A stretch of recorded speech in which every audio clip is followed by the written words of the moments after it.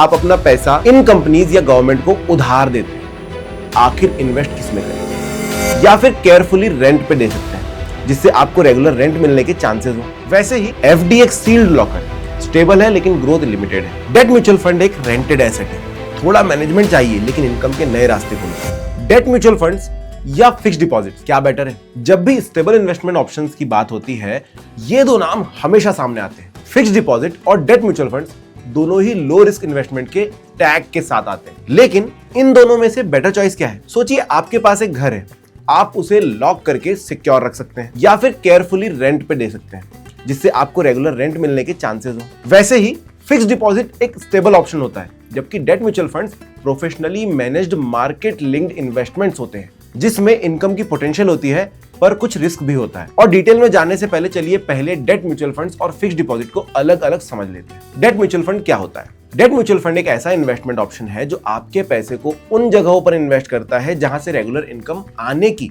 Possibilities होती है, जैसे corporate bonds, debentures, government securities और ट्रेजरी बिल्स में इन्वेस्ट करता है। आपका पैसा उन कंपनीज या गवर्नमेंट बॉडीज को दिया जाता है जो टाइम पे रीपेमेंट करने की क्रेडिबिलिटी रखती हैं। मतलब ये कह सकते हैं कि आप अपना पैसा इन कंपनीज या गवर्नमेंट को उधार देते हो और उस उधार के बदले आपको मिलता है इंटरेस्ट इनकम, और पूरा प्रोसेस एक फंड मैनेजर के थ्रू हैंडल किया जाता है जो रिस्क और रिटर्न्स का ध्यान रखता है। जैसे अगर आपको आपका घर रेंट पर तो देना है लेकिन खुद इस काम को मैनेज नहीं करना चाहते, तो आप एक प्रॉपर्टी मैनेजर को अपने घर की रिस्पॉन्सिबिलिटी दे सकते हैं। प्रॉपर्टी मैनेजर देखता है कि किसको घर किराए पे देना चाहिए, कौन टाइमली पे करेगा, कौन रिलायबल है। डेट म्यूचुअल फंड्स में फंड मैनेजर भी कुछ ऐसे ही काम करता है। वो चेक करता है किन बॉन्ड्स में पैसा लगाना चाहिए, रिस्क मैनेज करता है और रिटर्न्स ऑप्टिमाइज करता है।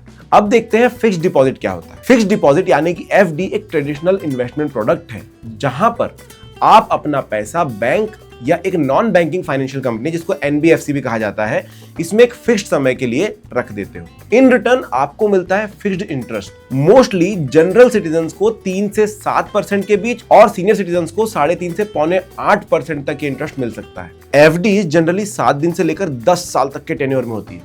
इनमें आपको इंटरेस्ट रेट पहले ही पता होता है, मार्केट बढ़े या गिरे आपका रिटर्न फिक्स्ड रहेगा। इसका एक फ्लिप साइड भी यही है कि रिटर्न फिक्स्ड है, मार्केट की सिचुएशन चाहे जो भी हो, यानी कि एफडी सेविंग्स के लिए तो स्टेबल ऑप्शन है लेकिन लॉन्ग टर्म में इन्फ्लेशन एडजस्ट नहीं होता। भले ही एफडी का रिस्क लो होता है लेकिन फिर भी अगर आप प्रीमेच्योरली एफडी तोड़ेंगे तो उस पर पेनल्टी देनी पड़ सकती है। साथ ही जो भी इंटरेस्ट आपको मैच्योरिटी पर मिलेगा वो पूरी रकम टैक्सेबल होगा।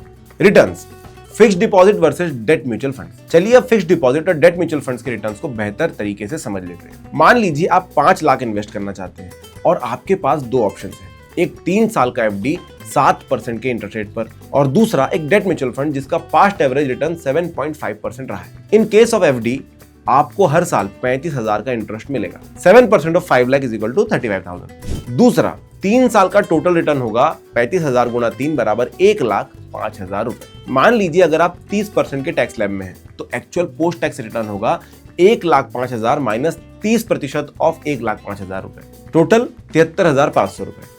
अगर हम इसमें इन्फ्लेशन कंसीडर करेंगे तो रियल रिटर्न थोड़ा और कम हो जाएगा। अब in case of debt mutual funds अगर 7.5% का रिटर्न मान लें तो 3 साल में आपको मिलेगा 7.5% ऑफ 5 लाख इंटू 3 बराबर 1,12,500 रुपए। पर याद रखिए कि ये सिनेरियो हमने फिक्स्ड इंटरेस्ट रेट को माइंड में रखते कैलकुलेट किया। ध्यान रहे कि past performance is not an indicator of future returns और मार्केट अप्स एंड डाउन्स भी डेट म्यूचुअल फंड रिटर्न्स के लिए एक फैक्टर होता है। अब हमने रिटर्न्स को समझ लिया, पर डेट म्यूचुअल फंड्स और एफडीज के रिस्क जानना भी जरूरी है। Risk factors, fixed deposit versus debt mutual funds. FD usually तो एक सूटेबल ऑप्शन लग सकता है। इसका सबसे बड़ा बेनिफिट ही ये है कि इसमें आपका पैसा स्टेबल रहता है। In fact deposit insurance and credit guarantees corporation DICGC के रूल्स के मुताबिक किसी भी बैंक में एफडी कराने पर 5 लाख तक का अमाउंट इंश्योर्ड होता है। मतलब कि अगर किसी भी बैंक में आपकी एफडी है और वो बैंक डूब जाता है तो बैंक की जिम्मेदारी है आपका पैसा वापस लौटाने की। लेकिन एफडी का सबसे बड़ा दुश्मन है इन्फ्लेशन। मान लीजिए इन्फ्लेशन रेट 6.5% है और आपकी एफडी 6.25% इंटरेस्ट रेट दे रही है, तो आपका पैसा रियल टर्म्स में घट रहा है। डेट फंड्स में भी कुछ रिस्क होते हैं। अगर किसी एक पर्टिकुलर कंपनी में इन्वेस्ट किया गया है और वो डिफॉल्ट कर जाए तो एनएवी गिर सकता है, इसलिए फंड का क्रेडिट रेटिंग देखना जरूरी है। दूसरा, इंटरेस्ट रेट रिस्क। मार्केट में इंटरेस्ट रेट बढ़ने से एग्जिस्टिंग बॉन्ड्स की वैल्यू कम हो सकती है, लॉन्ग टर्म में इसका रिस्क ज्यादा हो सकता है। और तीसरा, लिक्विडिटी रिस्क। कुछ फंड्स ऐसे इंस्ट्रूमेंट्स में इन्वेस्ट करते हैं जहां मार्केट में बायर्स कम होते हैं, इससे पैसा रिडीम करने में थोड़ी दिक्कत हो सकती है। पर यहीं पे एक फंड मैनेजर का रोल और इंपॉर्टेंट हो जाता है। जैसे एक प्रॉपर्टी मैनेजर किराएदार का वेरिफिकेशन करता है, वैसे ही ये फंड मैनेजर डेट फंड्स की सिक्योरिटीज की क्वालिटी और मार्केट कंडीशंस एनालाइज करते हैं। सेबी के नॉर्म्स के हिसाब से ट्रांसपेरेंसी बनाए रखने के लिए फंड को अपना पोर्टफोलियो डिस्क्लोज करना जरूरी होता है। इसके अलावा टैक्सेशन भी एक इंपॉर्टेंट फैक्टर है, क्योंकि टैक्स का डायरेक्ट इंपैक्ट रिटर्न्स पर पड़ता है। मैंने ब्रीफ में आपको थोड़ी देर पहले टैक्सेशन के बारे में बताया, लेकिन अभी थोड़ा डिटेल में बताता हूं। Taxation, fixed deposit versus debt mutual funds. FDs में जो भी इंटरेस्ट मिलता है वो आपके टोटल इनकम में जुड़ जाता है और आपकी इनकम स्लैब के हिसाब से उसके ऊपर टैक्स लगता है। अगर आप 30% के स्लैब में हो तो 1 लाख रुपए के इंटरेस्ट पर 30,000 रुपए तक का टैक्स लगेगा। उसके ऊपर टीडीएस यानी कि टैक्स डिडक्टेड एट सोर्स भी एप्लीकेबल है। जनरल सिटीजन के केस में 40,000 और सीनियर सिटीजन के केस में 50,000 रुपए से ज्यादा इंटरेस्ट एफडी से होने पर 10% तक टीडीएस चार्ज होते हैं। अगर डेट म्यूचुअल फंड्स की बात करें तो जैसे कि मैंने पहले भी बताया कि इन फंड्स के रिटर्न्स पर अप्रैल 2023 के बाद नए रूल्स लागू हुए हैं। अप्रैल 2023 के बाद डेट म्यूचुअल फंड्स पर चाहे आप 6 महीने के लिए इन्वेस्ट करें या 6 साल के लिए, सारी कैपिटल गेन्स आपकी इनकम टैक्स स्लैब के हिसाब से टैक्स्ड होंगी। इसका मतलब है कि अब इनमें लॉन्ग टर्म कैपिटल गेन्स या इंडेक्सेशन का बेनिफिट नहीं मिलता। लेकिन यहाँ एक टैक्स प्लानिंग का स्कोप जरूर बनता है, जैसे कि सिस्टमैटिक विड्रॉल प्लान। एसडब्ल्यूपी के थ्रू आप अपने इन्वेस्टमेंट को थोड़े थोड़े पार्ट में रिडीम करके टैक्स को ग्रेजुअली स्प्रेड कर सकते हैं। अगर आप चाहते हैं कि हम इस पर एक डिटेल्ड वीडियो बनाएं तो हमें कमेंट में बताइए। Liquidity and flexibility, fixed deposit versus debt mutual funds. FDs usually fixed tenure की होती हैं।